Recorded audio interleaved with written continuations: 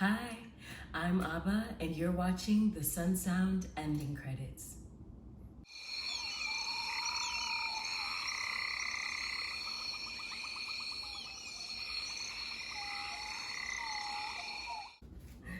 So we have finally finished with Jazz.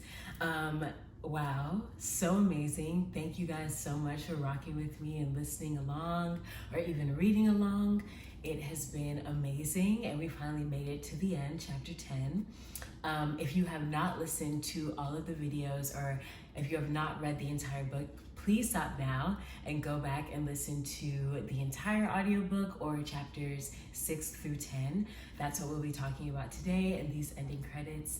Just touching on some things that really stood out to me and that moved me really in the last few chapters. And yes, I'm so excited. Let's get started. So starting off strong right at the beginning of chapter 6, I'd love to read you this quote on page 137. Joe acts like he knew all about what the old folks did to keep on going, but he couldn't have known much about Truebell, for example, because I doubt Violet ever talked to him about her grandmother and never about her mother. So he didn't know. Neither do I, although it's not hard to imagine what it must have been like. I felt like this really spoke to the level, just speaks really, applies to current day as well, to the level of knowing each other that was needed at that time to fall in love and have intimacy past lust and seeking a partner that was also seeking freedom. That maybe the same sort of intricacies and depth that we go through now when we're seeking partners and wanting to know every possible thing about them wasn't needed then, because it was just a bit more superficial as well as extremely deep. That yearning for freedom and the understanding of the work it would take to get there was all that was needed, but at the same time, that's absolutely everything. I feel like that spoke a lot also to what we were talking about in the past chapters about how Joe and Violet didn't really know each other as much as they thought that they did, and how after years and years of marriage, they were really just getting to know each other for the very first time. On page 138 through 139, it goes into the story of Violet's mother and grandmother, and it tells us a lot about the type of women that Violet came from. They had no luxury of cracking, as Violet puts it. It was either doing everything possible to survive, or it was to exit purposely, the way that Rose Deer did, jumping into the well. Strength shows up in different ways through many different generations. I can absolutely speak to that. My parents are from Ghana, West Africa, and they immigrated here before I was born. And just knowing the strength that it took my mom to leave her entire life and her entire family to come to a new country, that is one level of incredible strength and bravery. And then to know what her mother went through and what my other grandmother on my paternal side went through in order to have, in her case, 10 children. That's just 1 to 2 generations back for me. And I, reading this part specifically about Rose Deer and the grandmother, it made me just think about that the strength that we use to move through every day as Black women is immeasurable in its own way, but the strength that it would take to sit in a room and watch white men come and take everything that you've ever had and owned in front of your children, that is something that is almost unspeakable, that level of strength. And it really moved me. It was really intense to read that. And I think it means a lot too, and it adds a lot to what we know about Violet. In the first chapter where it discusses like her sitting down in the middle of the street in winter, that seems like something that references psychosis or something like that. But really, I think it takes strength to be able to maintain control in that moment, to keep control of your cracking, you know? on page 141,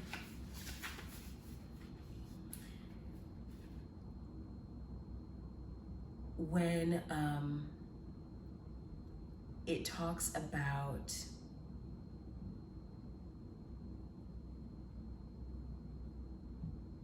yes, on page 141, where it talks about Truebell being taken away from Rose Deer, and maybe Vera Louise must have been informed about Rose's ability to leave her daughters and Violet's decision not to have any children. Rose Deer thinking that they will be okay, and Violet knowing that they would not. I think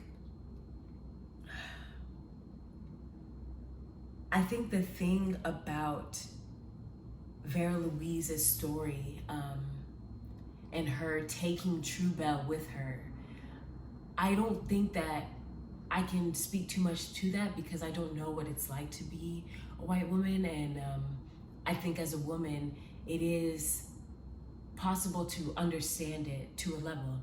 I think that Vera Louise thought that Truebell belonged to her. She truly believed that and knew that she could take her with her, and she knew that she would need help raising this baby.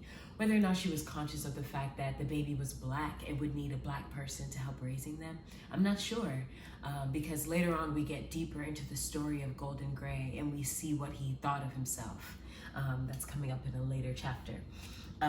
But I do think that what is kind of briefly mentioned is how Truebell herself had children, and that Vera Louise did not think twice about taking Truebell away from her own children.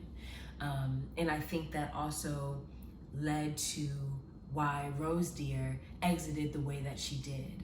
Truebell knew that her children would be okay because she had been raised in community with other enslaved women and other enslaved people, and knew how well they would take care of each other and how well they could take care of each other's children, aside from them being sold off and broken apart purposefully by slave masters. So she could have a sort of comfort in the idea that her children would be raised, and they were. However, Rose Deer did not experience that. She never really got to know her own mother and be comforted in that way. So in her exit, it's like whether or not she knew they would be okay can't really be said, but she did leave this earth early.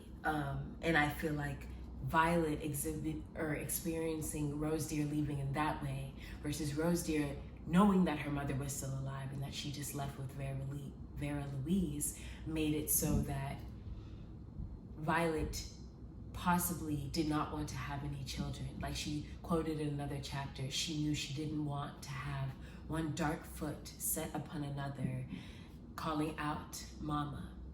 That is extremely powerful, and I think it's sort of up to opinion whether or not she made the right decision. Okay, pages 142 and 143. What I loved about chapter 6 is that it was large and full of juicy details. Love it. Especially this part where it is talking about the stories of Golden Gray. At first they seem so arbitrary. It kind of is like, okay, this little boy, like what is so significant about him?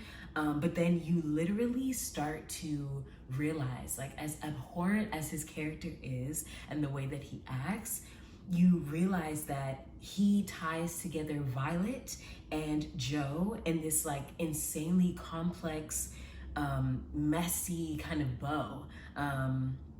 It kind of touches on this layer of blackness that not many people, thought leaders, writers, etc., just black people in general, really dare to explore.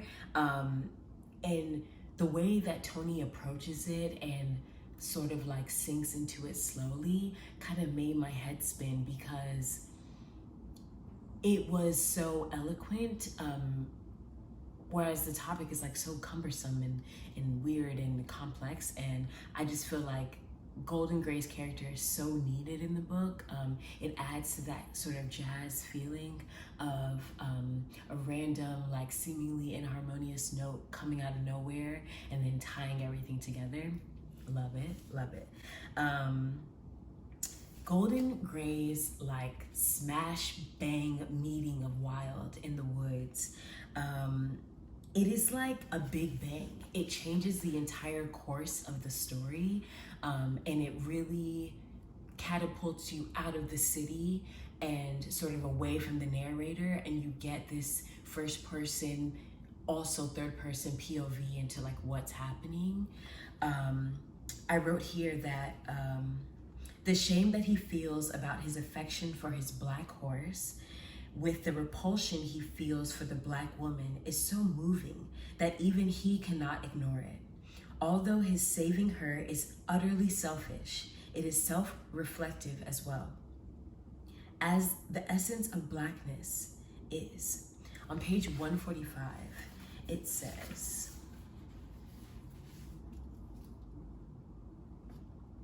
that bothers him, that she might regain consciousness and become something more than his own dark purpose. This references what I was saying earlier about how Golden Gray sees himself. We know that he set off to find his father because essentially Vera Louise had to finally admit that he was black. I believe Truebell may have been the one to tell him that he was black, but either way, she told him where, in general, that she remembered Hunter's Hunter being. That, I'm sure, to a man who believed that he was white, was made to believe he was white, was incredibly shocking news. But the way he views his horse and the juxtaposition of how he views Wild is so very interesting. Even seeing her as a beast, he cannot handle the intensity of what she represents, and the shame that he feels is so overwhelming. And I had to pause at that and see for myself, just take a minute to think, well, is this because of the new knowledge that he is black? Or is this some sort of humanness within him that's just been buried? I just wonder what that is. I'm still very curious about it. Yeah. On page 149, he is confronted with what we, the reader, have been confronted with since we learned about his existence. So he says,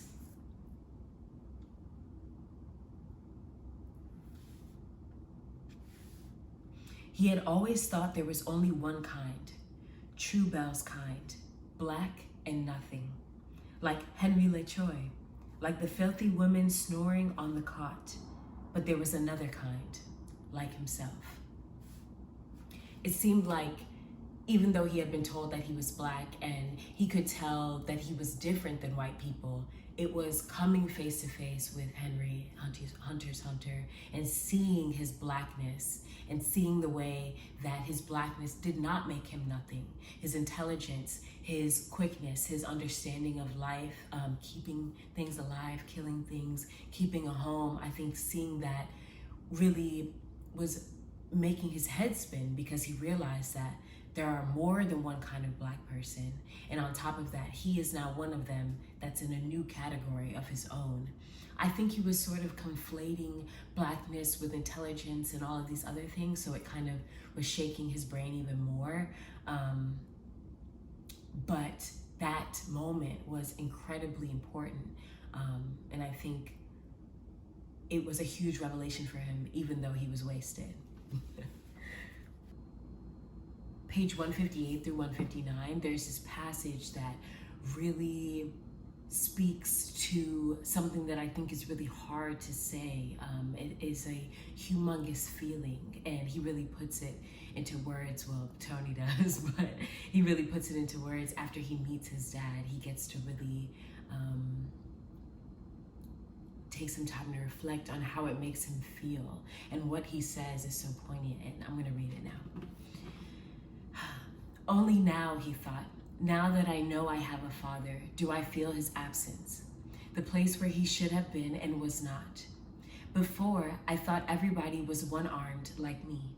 Now I feel the surgery, the crunch of bone when it is sundered, the sliced flesh and the tubes of blood cut through, shocking the blood run and disturbing the nerves.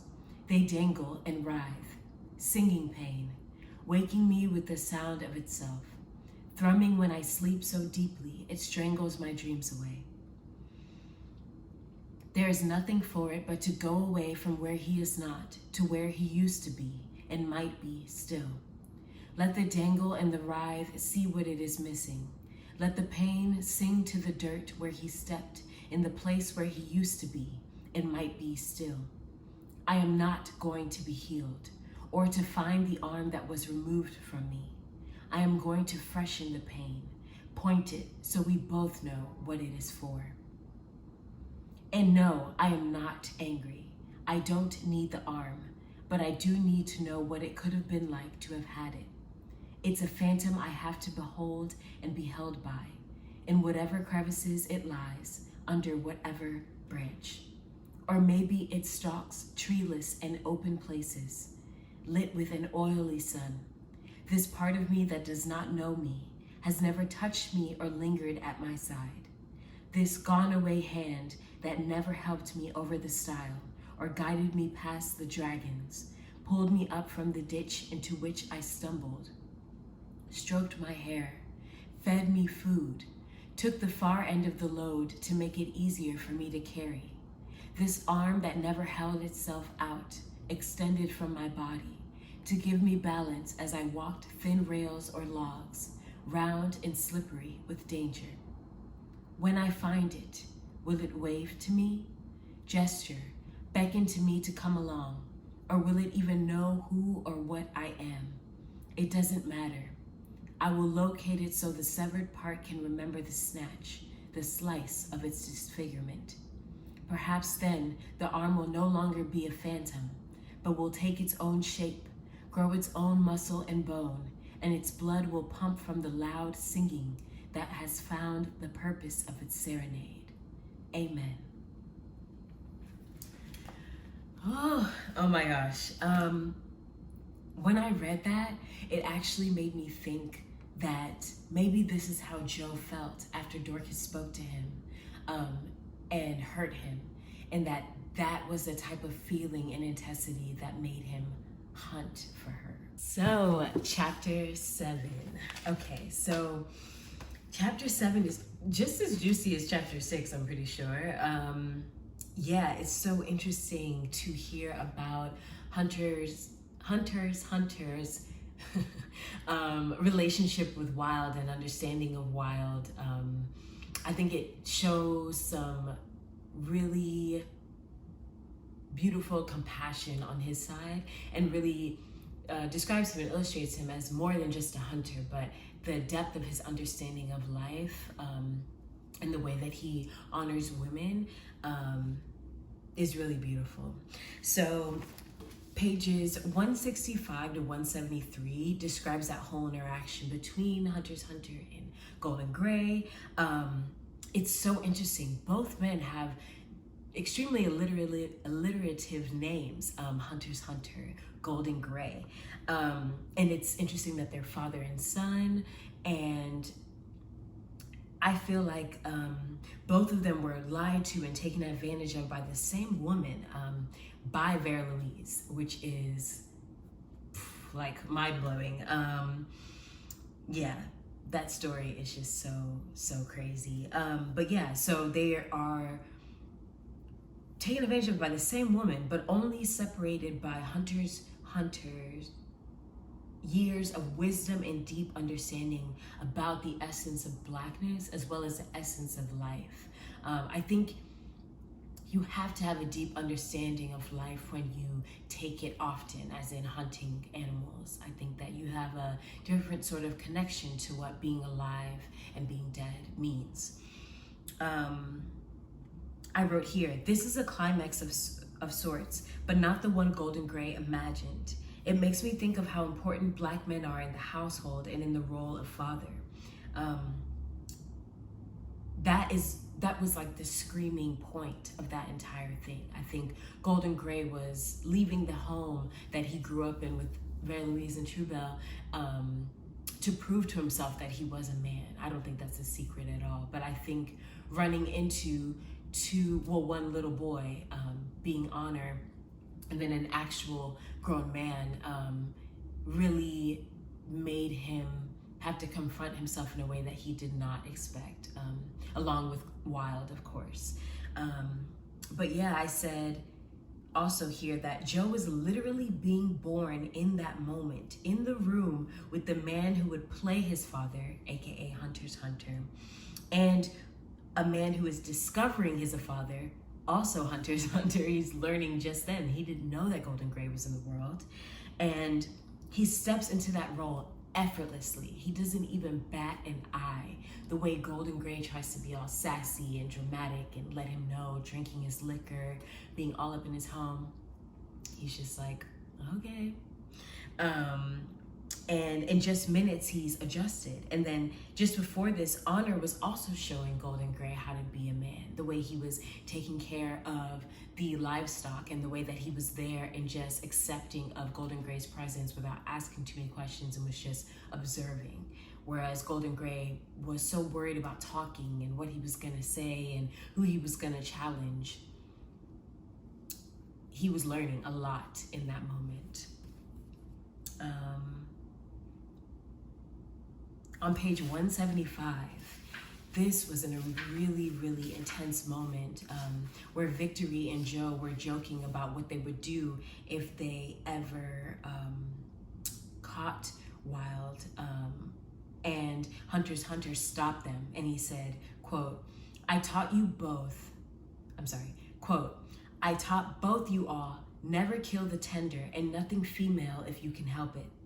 Didn't think I had to teach you about people. Now learn this, she ain't prey. You got to know the difference. Victory and Joe had been joking, speculating on what it would take to kill Wilde if they happened on her. If the trail of her, all three of them sometimes saw and followed, led straight to her hide.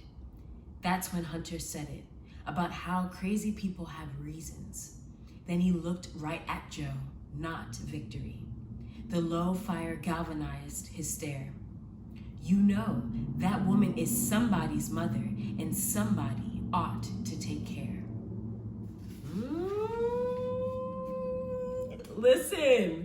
Listen, in that moment, I know Joe was shaking in his boots, okay? Because that was like the confirmation. That was the confirmation. And I feel like it was also the beginning of him hunting for her and wanting that confirmation for her to say anything and just confirm that she was in fact his mother. I felt like his inability to find Wilde when he was starting to search for her and search for that confirmation was what made him dismiss that lesson that Hunter's Hunter made it a point to point out. And that's how he ended up hunting Dorcas, because he went searching for Wilde just like he went searching for Dorcas. So on page 180 to 181, pages 180, 181, this part honestly made me really upset. I felt like he was changing the narrative to fit what he wanted it to be, while also admitting to what we all suspect of him, right? So the passage goes, Joe is wondering all about this on an icy day in January.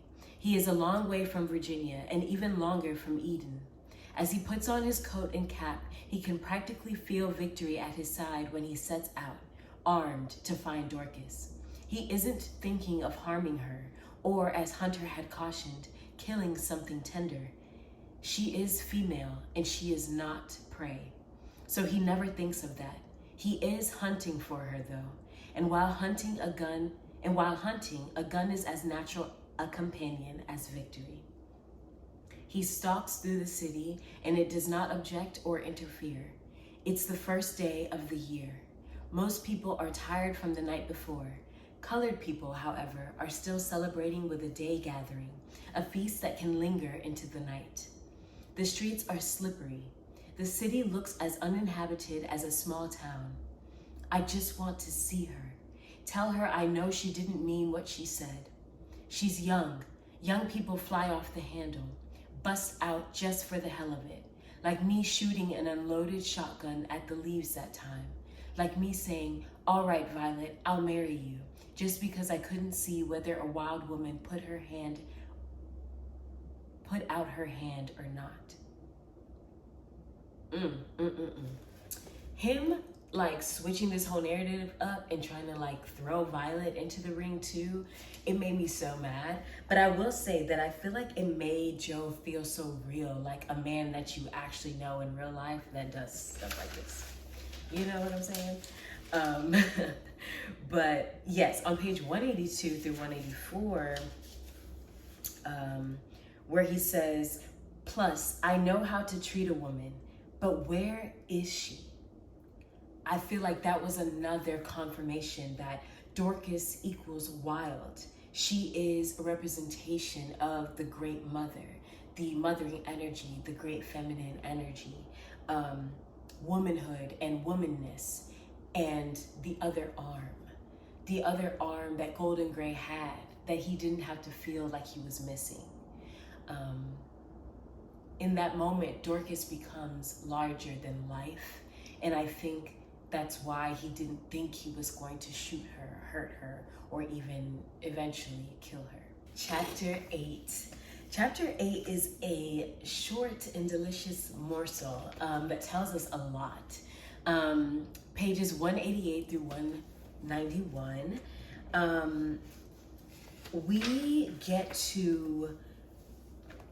We finally get an understanding of what/who could pull Dorcas away from Joe. It seemed like she had everything that she could want, but we know that something had to be powerful or more enticing to get her away from him. And we kind of are introduced to Acton for the first time. Acton, someone her own age, who was wanted by all the girls and knew it. And we finally hear the words that she said to Joe and how she meant for them to come out, if that makes sense. So on 189,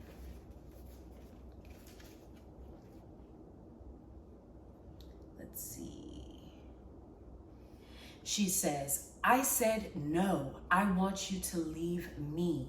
I don't want you inside me. I don't want you beside me.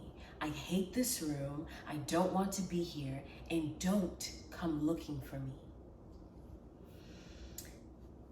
Then she goes on to explain more. This is the ember within her that we discussed a few chapters back, that Alice and Violet and Malvon did not have. She knew what she wanted and was going after it without protecting Joe's ego. That was possibly the first time that Joe has ever heard a woman speak to him and defy him, and with no remorse, no thought of his feelings, like say what she meant and stood on it. And I feel like he did not take that well. And on top of it being Dorcas, his little peppermint sweet, his young ting, like on top of all of that, he didn't know what to do with that energy. Violet had never challenged him in that way, which is why he agreed to marry her, and why he says that she even asked him, because that flame of hers was not there, that ember was not there. But Dorcas had it. She had no reason not to have it. And as we discussed in the beginning, strength shows up differently in each generation. So this is Dorcas's display of strength. And unfortunately, Joe, knowingly or unknowingly, punished her for that, you know?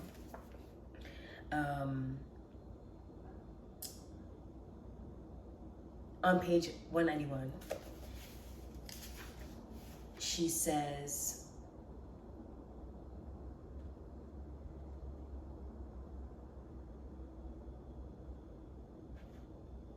with Joe, I pleased myself because he encouraged me to.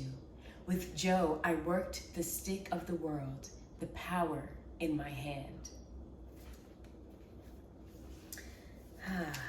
So, I feel like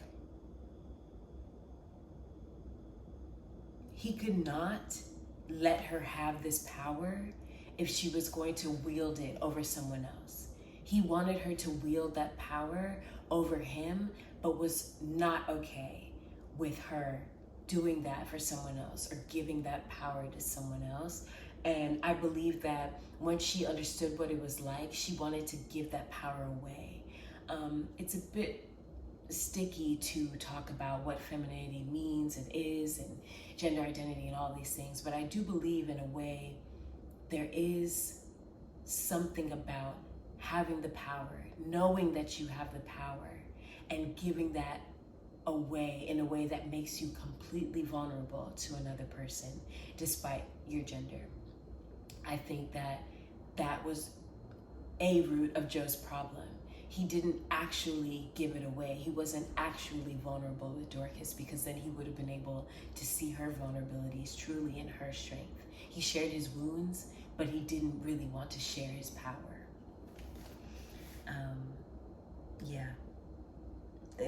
It's wild, but this whole chapter is swift and decadent, full of an anticipation, like the swell of a crescendo, and when it's happening, you don't even realize that the song is over. That's what came to mind when I was reading this and making notes. On page 193, after she's been shot and Felice is trying desperately to get her to say the name of who shot her, Dorcas says, "I know his name, but Mama won't tell."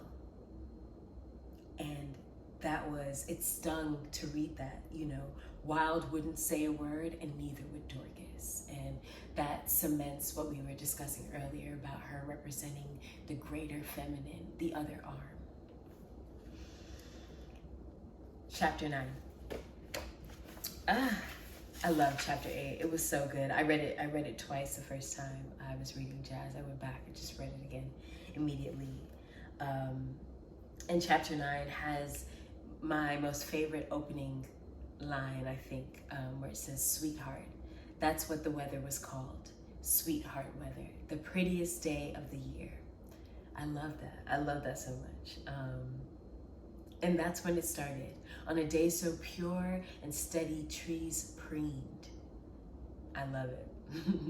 It is so descriptive, and it really brings the city to life with kind of country words. As I said in my last video, I'm from Virginia, and so I've seen trees preen for sure. And in New York, it is something that is a bit more rare. So I love that. On pages 197 through 203, we really get to dive into Felice's life story and kind of see how similar as well as how different she is than Dorcas, and sort of why they were friends. And I really appreciated that, because I felt like it added more depth to the story of Dorcas and who she was. It fills the character in more, and her experiences in Tuxedo mirror Joe and Violet's life before they came to the city.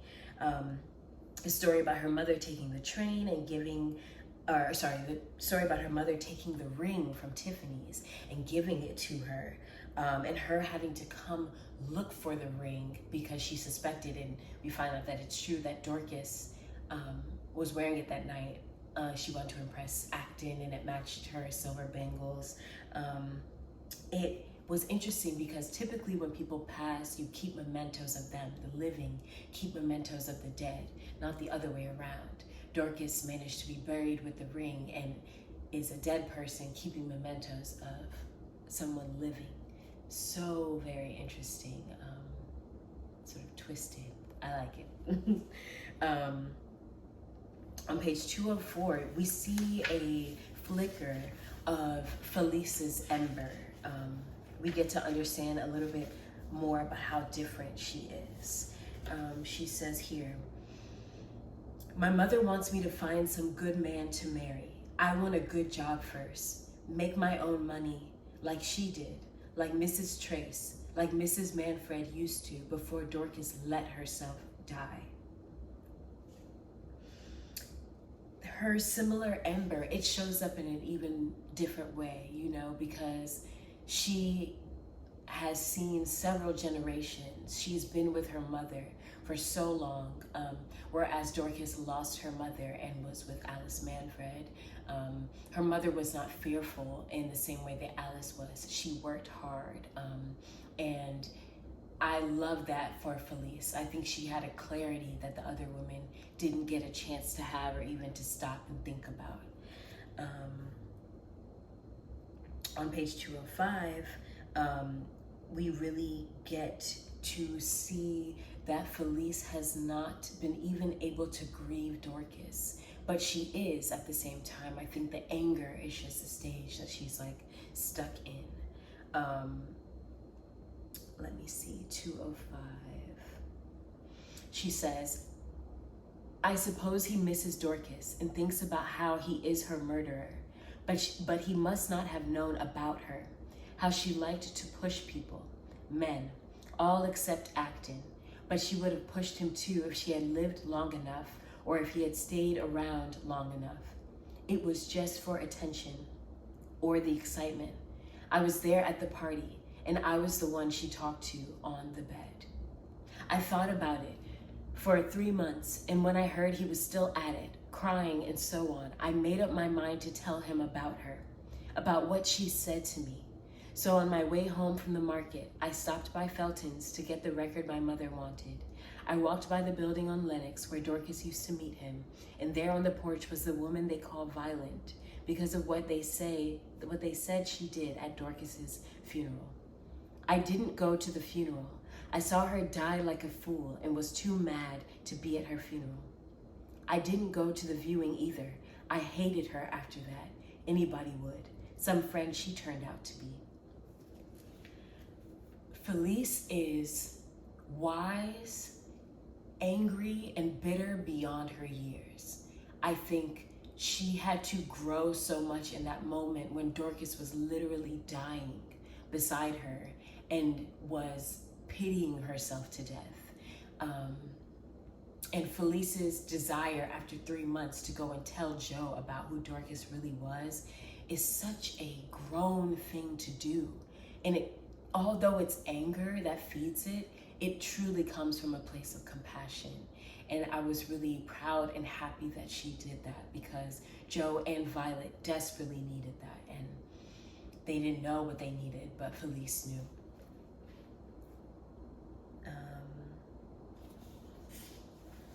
Page 208, it just stood out to me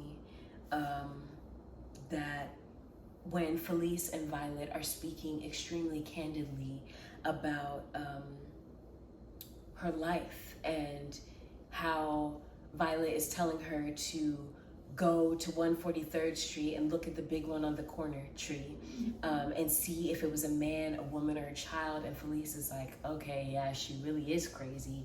But then Violet says, what's the world what's the world for if you can't make it up the way you want?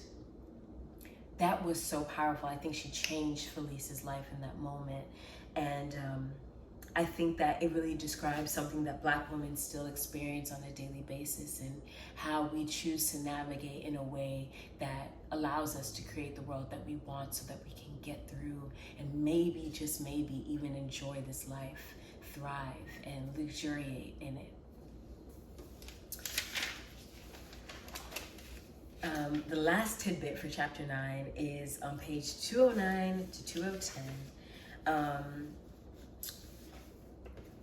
Where we realize what I just said, that Dorcas actually did pity herself to death.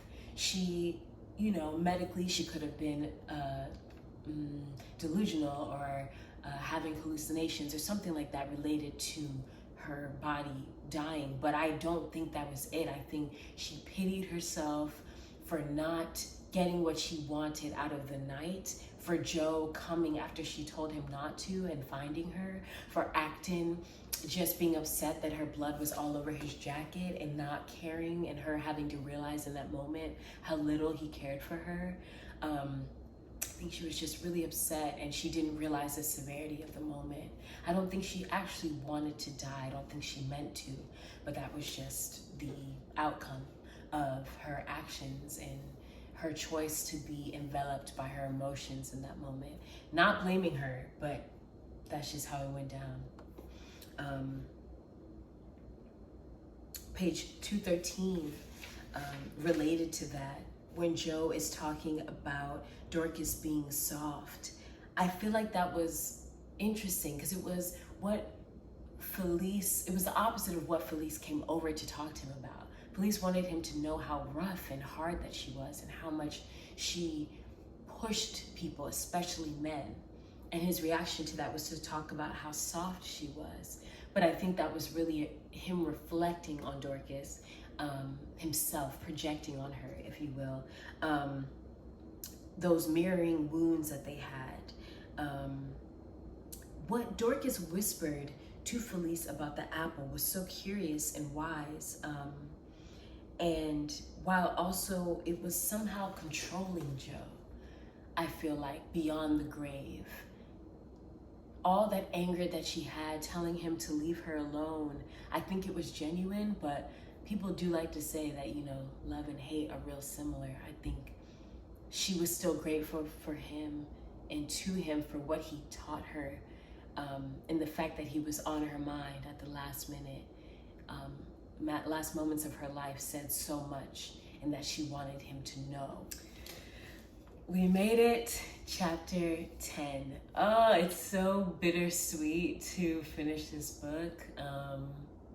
This book just means so much to me, and I'm just so happy to have been able to share it in this way. Yeah, more on that later. But chapter 10, pages 219 to 221. When the narrator speaks about pain, and it says, quote, "Pain, I seem to have an affection, a kind of sweet tooth for it. Bolts of lightning, little rivulets of thunder, and I, the eye of the storm, mourning the split trees, hens starving on rooftops, figuring out what can be done to save them, since they cannot save themselves without me, because, well, it's my storm, isn't it? I break lives to prove I can mend them back again. And although the pain is theirs, I share it, don't I?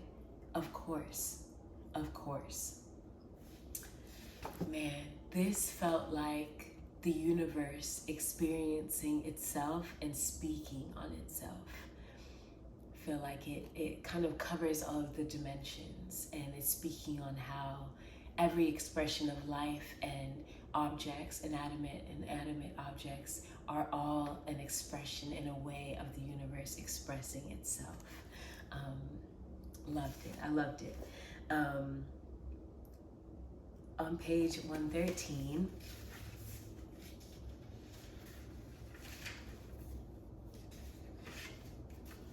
oh, sorry, not 113, 224. It's basically like the part where Joe and Violet's wounds finally match and fit together. The puzzle is finally complete. Let me find the quote here. 224. "Since Joe had to be at work at midnight, they cherished after supper time. If they did not play bid whist with Giston and Stuck's new wife, Faye, or promise to keep an eye out for somebody's children, or let Malvon in to gossip so she wouldn't feel bad about pretending loyalty and betraying them both, they played poker, just the two of them, until it was time to go to bed under the quilt they planned to tear into its original scraps right soon and get a nice wool blanket with a satin hem. Powder blue, maybe, although that would be risky with the soot flying and all, but Joe is partial to blue. He wants to slip under it and hold on to her, take her hand and put it on his chest, his stomach. He wants to imagine, as he lies with her in the dark, the shapes their bodies make the blue stuff do. Violet doesn't care what color it is, so long as under their chins that avenue of no question about it satin cools their lava forever. Lying next to her, his head turned toward the window, he sees through the glass darkness, taking the shape of a shoulder with a thin line of blood. Slowly it forms itself into a bird with a blade of red on the wing. Meanwhile, Violet rests her hand on his chest as though it were the sunlit rim of a well, and down there somebody is gathering gifts. Lead pencils, Bull Durham, Jap rose soap to distribute to them all.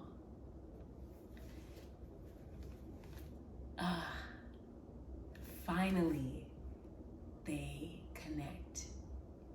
Finally, the whole story is there and they both feel it as they lay there together, cuddled up. I could cry. But it is just so beautiful that finally they've matched and the puzzle pieces have fit together, and together under that blanket they can remember the beautiful parts of their wounds. The birds with a blade of red on the wing and the sunlit well. Gorgeous, gorgeous writing, gorgeous. I wrote here, this lovely story, not of choice, but of pretty circumstance, where he comes home after 2 months and she has fallen asleep with the shoe still on her left foot, is so them. It's the real them. They are all the choices, voluntary and involuntary, they have made.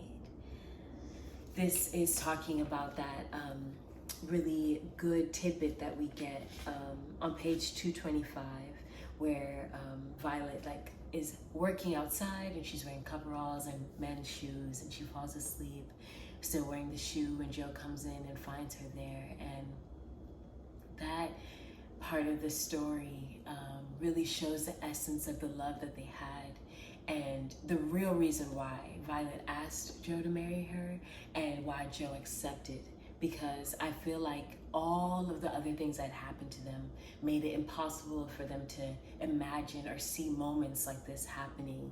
But in that moment, it was so pure and beautiful. And I feel what marriage really is, and can and should be, in my opinion. With that beauty and that purity, it's almost like being a fly on the wall, but seeing what that soft love is like for two Black people, not at all far removed from slavery, could be. That there was tenderness there in their life that they experienced together. Just so pure and beautiful. The next piece that I have is page 227, the very last line. I started out believing that life was made just so the world would have some way to think about itself, but that it had gone awry with humans because flesh, pinioned by misery, hangs on to it with pleasure, hangs on to wells in a boy's golden hair, would just as soon inhale sweet fire caused by a burning girl as hold a maybe yes, maybe no hand. I don't believe that anymore. Something is missing there, something rogue, something else you have to figure in before you can figure it out. That right there is the secret of life. The reality of humanness is the mystery, the question mark of possibility. Something you have to figure inside of you before you can figure it out. If the universe is thinking about itself, if you are the universe, you contain multitudes, you have to figure that out inside before you can come out to the world and understand what life is all about. And this is the pause that we talked about in the last video. That's what the pause is for. Not to be miserable, not to cling to misery and to be pitiful, but to figure in before you can figure out. That's it. That's it right there. Last quote, 228 to 229.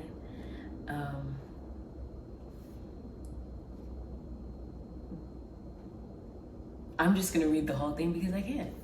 And it's so good. It's so, so good. The last quote. It's nice when grown people whisper to each other under the covers. Their ecstasy is more leaf sigh than bray, and the body is the vehicle, not the point. They reach, grown people, for something beyond, and way, way down underneath tissue. They are remembering while they whisper, the carnival dolls they won, and the Baltimore boats they never sailed on. The pears they let hang on the limbs, because if they plucked them, they would be gone from there, and who else would see that ripeness if they took it away for themselves? How could anybody passing by see them and imagine for themselves what the flavor would be like? Breathing and murmuring under covers, both of them have washed and hung out on the line. In a bed they chose together and kept together. Never mind, one leg was propped up on a 1916 dictionary, and the mattress, curved like a preacher's palm asking for witness in his name's sake, enclosed them each and every night, and muffled their whispering old-time love. They are under the covers because they don't have to look at themselves anymore. There is no stud's eye, no chippy glance to undo them. They are inward toward the other, bound and joined by carnival dolls and the steamers that sailed from ports they never saw.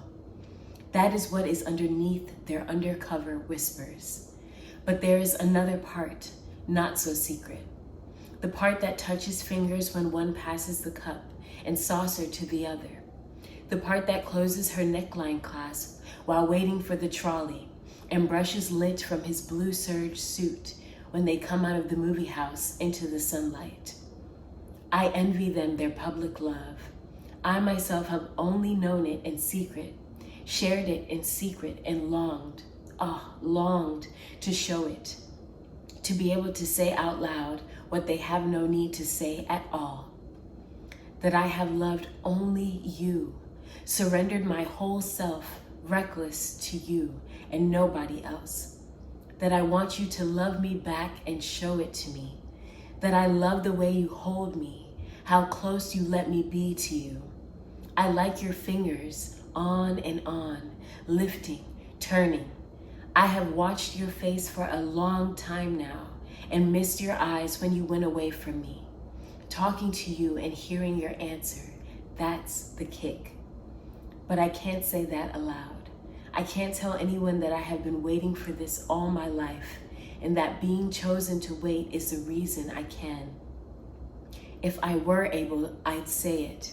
Say, make me, remake me. You are free to do it, and I am free to let you. Because look where your hands are now.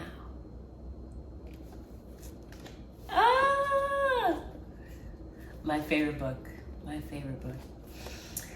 When I think of the vows that I just made with my husband, this is what I think of. I think of that portion of that last quote that says, you're free to make me and remake me, and I'm free to let you.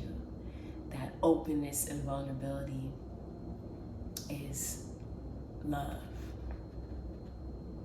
Yeah. I just want to say thank you so much to every single person that has listened to this audiobook. This was just an idea that I had that I brought to life, and it's been amazing seeing people subscribe to the channel, seeing people watch and listen to the videos, and it's so cool. It really is so cool, and I'm so grateful. Thank you so much. It means so much to me. And we will be continuing. The next book is going to be an Octavia E. Butler book. It's a book of short stories, so they will be shorter videos, but in this book, she has spoken on each story with an afterword. So each video will be the short story as well as the afterword, sort of speaking on her process of writing the stories and what they meant to her. So I'm excited about that, something different before we dive into another novel. Octavia is an incredible writer, really well known for her manifestation abilities and the intensity and the science-ness and the futuristicness of her writing. And it's been such a joy to read her, and I'm super excited to share. Much love. Thank you again.